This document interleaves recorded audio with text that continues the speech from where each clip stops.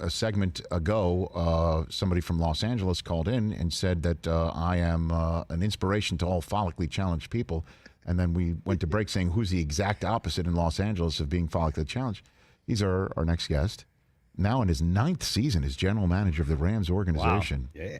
Out here in Los Angeles with a brand spanking new Stand Canyon for his team to play in just up the road from us here in the Rich Eisen Show studio. Les Snead back here on the program. How are you doing, Les? You know what? A couple of things. Yes. Stan Canyon. That's probably that nickname should definitely stick. Okay, very good.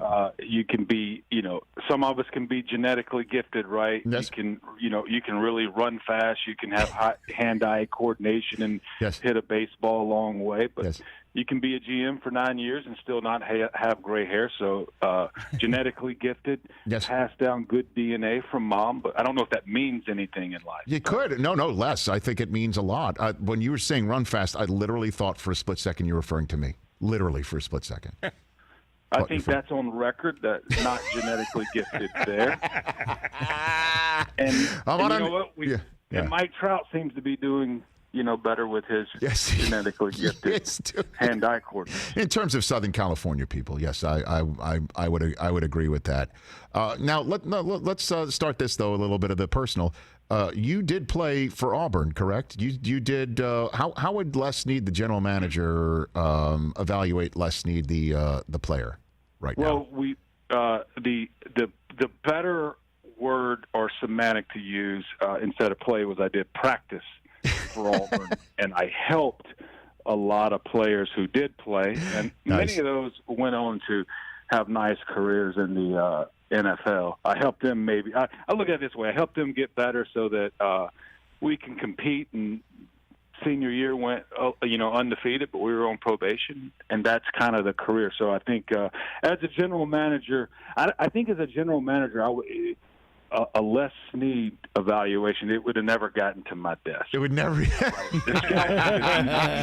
Now, who was your coach? Was that Pat Dye? Were you there when Pat Dye was finishing up there? There's a Pat Dye, Terry Bowden kind of mix there. Okay, an overlap. There's an overlap between the Dye, Terry Bowden. Wow. So who were some of your teammates that we would know when you were there?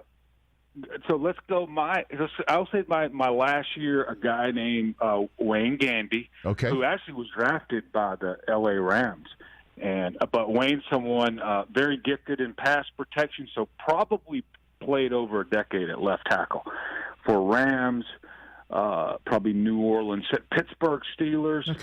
Was the team. Frank Sanders was a receiver. He played with the Cardinals. So interestingly, right, Wayne and Frank went on. They probably had the longer careers, but were playing for teams at that particular time who weren't really winning. So they weren't household names. So that's what But some more that let's call it flair names. Stephen Davis. Okay. But he was a freshman running back when I was probably a senior. So he didn't get on the field when I was there, but he did get on the field later and went to the. So there was a.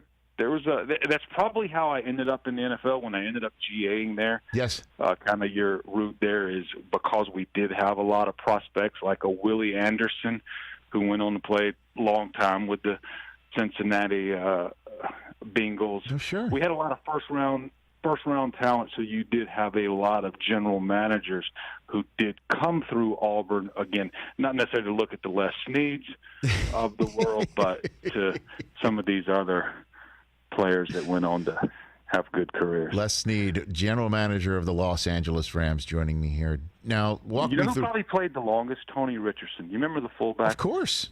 Of course. He probably had a hard knock segment. Great human, just a great human. Another great, as well as an even better human than player, Tony Richardson. Yeah, I think there's a good story, right? He was such a beast even as a true freshman. I think he was running scout team as a true freshman, and somewhere in training camp, right, Pat Dye probably looked over and said, okay, you're no longer on scout team. You're going to go over here with the real guys and help us win as a freshman. So I love every now and then there's players like that, but he did play a long time as well. So hey, you watched all the way to the end. Thanks for that. Watch more right here.